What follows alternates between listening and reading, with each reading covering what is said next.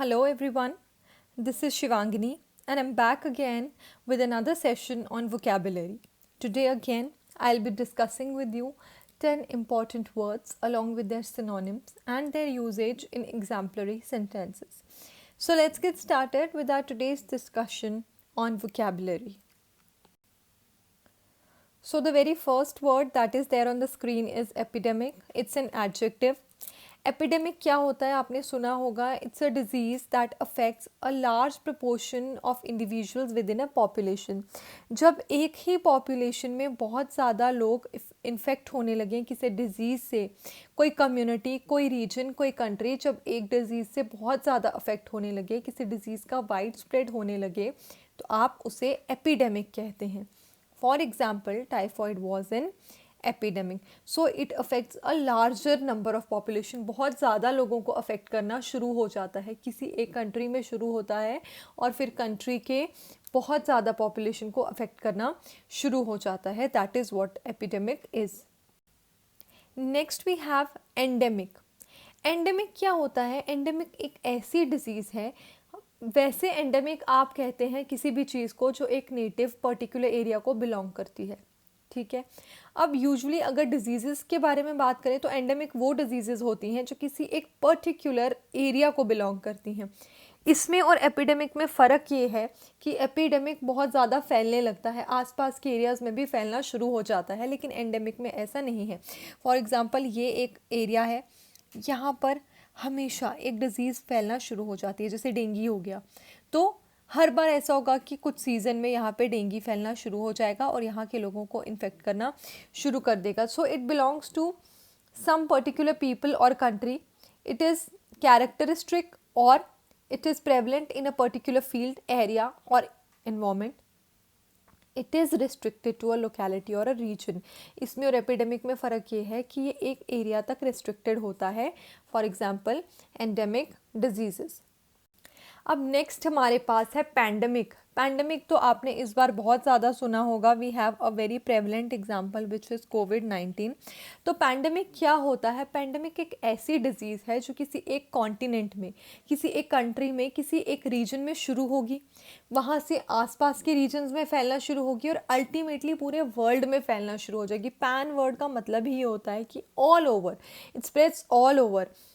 So it occurs over a wide geographic area. बहुत ज़्यादा countries में, मल्टीपल कंट्रीज़ और कॉन्टिनेंट्स में स्प्रेड होगी and effects a significant proportion of the population.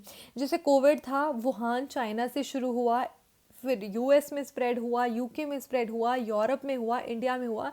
So pandemic जो है वो लिमिटेड नहीं होगा किसी रीजन तक, वो अलग अलग कंट्रीज़ में और कॉन्टिनेंट्स में स्प्रेड होता जाएगा. For example, 1918 flu was the pandemic.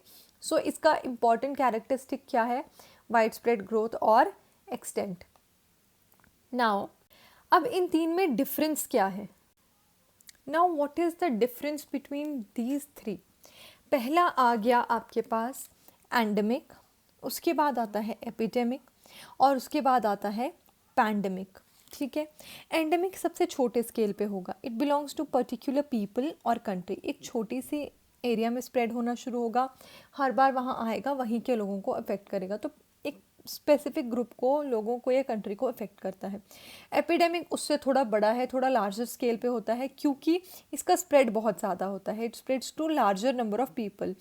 ये भी शुरू एक कम्युनिटी में होगा, पॉपुलेशन में होगा, रीजन में होगा, लेकिन इसमें और एंडेमिक में फ़र्क क्या है कि इसका जो स्प्रेड है वो बहुत ज़्यादा है. It has a wide spread occurrence as compare to endemic. और पैंडमिक की बात करें तो वो क्या है? It is a kind of epidemic that spreads over multiple countries. तो सबसे इम्पॉर्टेंट चीज़ क्या है कि बहुत ज़्यादा आसपास की कंट्रीज़ में ये स्प्रेड करेगा.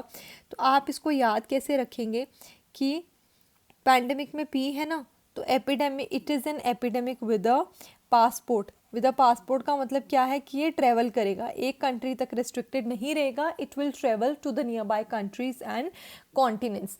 सो that is the difference between epidemic and pandemic. तो सबसे छोटे स्केल पे एंडेमिक होगा, उससे ऊपर एपिडेमिक जो बहुत ज़्यादा स्प्रेड करेगा, और जब वो एपिडेमिक आसपास की कंट्रीज़ में भी स्प्रेड करना शुरू हो जाए तो पेंडेमिक होगा।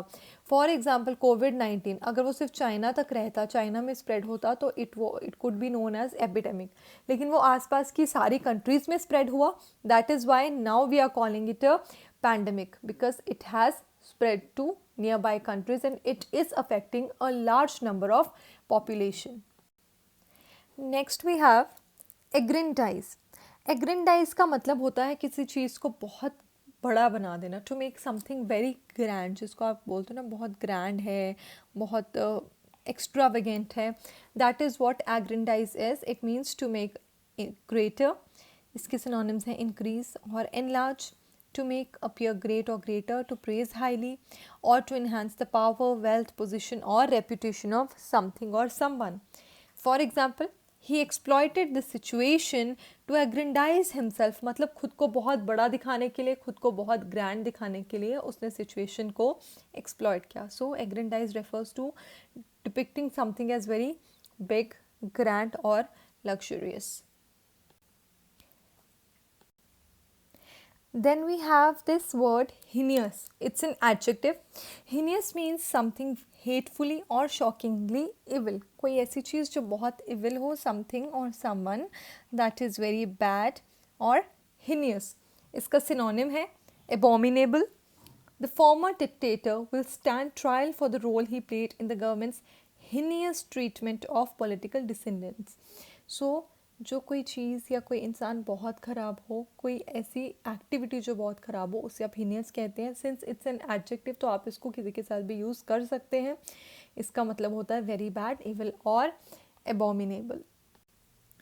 इनोक्वस. Innocuous is also an adjective. Innocuous means harmless, जो कोई नुकसान ना पहुँचाए, which produces no injury, which is not likely to give offense or to arouse strong feelings or hostility. Innocuous means inoffensive और इंसिपिड. ये सारे synonyms हैं जिसको आप इनॉक्वस की जगह यूज़ कर सकते हैं. For example, I made an innocuous remark about teachers and she got really angry. मतलब मैंने टीचर पे एक सिली सा रिमार्क किया, हार्मलेस सा रिमार्क किया, बट फिर भी वो मुझ पे बहुत ज़्यादा गुस्सा हो गई. सो इनऑक्वस मीन्स अनऑफेंसिव, हार्मलेस और something which is not dishonourable. Vile. The next word is vile. Vile is an adjective. Vile का मतलब होता है dishonorable, जिसे आप हिंदी में कहते हैं नीच, मतलब बहुत नीच हरकत करना या बड़ा नीच इंसान है, सो उसे कहते हैं vile, dishonorable. A morally despicable or abhorrent. Example, nothing is so vile as intellectual dishonesty. Physically अगर कोई repulsive है उसे भी आप vile कह सकते हैं. The cheese smells vile, यानी कि बहुत गंदा. समथिंग विच टेस्ट फाउल, किसी चीज़ की गंदी जो फ्रेगरेंस आती है तो आप उसको भी वाइल कह सकते हैं. It can be used in various places. She is in a while mood means bad mood. So sentence के हिसाब से मीनिंग भी चेंज होता है. बेसिकली मतलब क्या होता है वाइल का? खराब, डिसऑनरेबल या नीच, जैसे मैंने आपको बताया. डिग्रेडिंग जब कोई चीज़ होती है उसे आप वाइल कहते हैं. This while policy of ethnic cleansing must be stop. So vile is an adjective that refers to anything with negative attributes. Negative उसमें qualities होंगी. Dishonorable हो सकता है, foul हो सकता है. ये उसके synonyms हैं. Foul is the synonym, vile is this word, और इसका synonym हो सकता है morally despicable. Dishonorable is also a synonym for vile. Next we have this word bourgeois.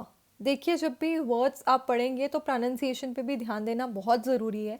Because many times it so happens कि आप interview में जा रहे हैं, you have all the knowledge, you have all the answers and logics, but you lack proper pronunciation. So गलत pronunciation जो होती है, it's a big turn off for the interview. So always focus on the pronunciation. This word mentioned here is बुर्जुआ.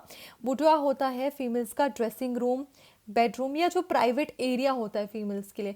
Basically ये word आया कहाँ से? Ancient जो aristocratic English families होती थी, तो वहाँ फीमेल्स के लिए उनका एक प्राइवेट एरिया होता था. They use to have their private bedroom और लिविंग रूम और sitting room, whatever you call it. It use to be their private place जहाँ वो ड्रेसअप होते थे, रेडी होते थे.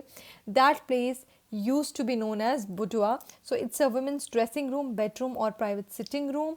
Example, now that his wife is in her boudoir, however, he cannot go and ask her for money to buy a cinema ticket. So boudoir refers to a private place that a woman has in her house. The next word is vicious. Vicious का मतलब होता है बहुत ही नीच, आप जिसे कहते हैं somebody who is very dishonourable. Vicious refers to dangerously aggressive. Synonyms है इसके सैवेज, फियर्स, malicious और spiteful. For example, the few who disagreed became the targets of vicious written attacks on the internet. जब आप किसी पे बहुत ही ख़राब गलत कमेंट करें, बहुत ही क्लेवर कमेंट करें, तो हम कहते हैं vicious remark. He has made a vicious remark. So vicious basically मतलब क्या होता है? विशियस का मतलब होता है कनिंग, कनिंग और क्लेवर और violent, or we can say harmful. Yeah, all these words basically mean vicious. Vicious means savage. A vicious dog, which is marked by violence or ferocity. Somebody who's malicious or spiteful is known to be vicious. So vicious refers to any such person, any such quality, any such thing which has cunning traits, which is very cunning, which is very clever, and which is harmful for other people. जो आप दूसरे लोगों को नुकसान पहुंचाते हैं, that is known as vicious. And since it is an adjective, again you can use it with a person, you can use it with any quality that you are referring to in a sentence. The next word is stroll. Stroll का मतलब होता है चक्कर लगाना. जैसे आप कहते हैं ना, हम चक्कर लगाने जा रहे हैं, we are walking around. So it means basically to walk in a leisurely manner, बहुत मज़े से आगे पीछे घूमने जाना. Whether you are going for work, whether you are going for profit और whether you are going for work, it is known as stroll. आप किसी भी पर्पज़ के लिए जब बाहर जाते हैं, it is known as strolling. It means to go from one place to another in search of work और profit. Strolling players, strolling musicians. It means to walk in a leisurely means मज़े से, और idle manner. Idle मतलब जब आप वेले होते हैं, you have nothing to do. And the synonym of stroll is ramble. So stroll is a verb और noun होता है strolling. ठीक है. So this word stroll could be used instead of walking. जब आप बोलते हैं we are going for a walk, you can say we are going for a stroll. It means to walk at leisure, along or about. So this is all about today's words. I hope they were helpful to you, and once again I would like you to use these words in your daily conversations, your daily chit chats with your friends and family, wherever you use it, because that is how you come with a better idea about the usages. क्योंकि words को आप जितना अपनी daily conversation में use करेंगे, उतना ही better understanding आपके लिए होगा. So that's all for today's discussion. I hope it was helpful to you, and in the next video again I'll come up with some new words along with their meanings, synonyms, and all the important things that are related to them. Thank you, students.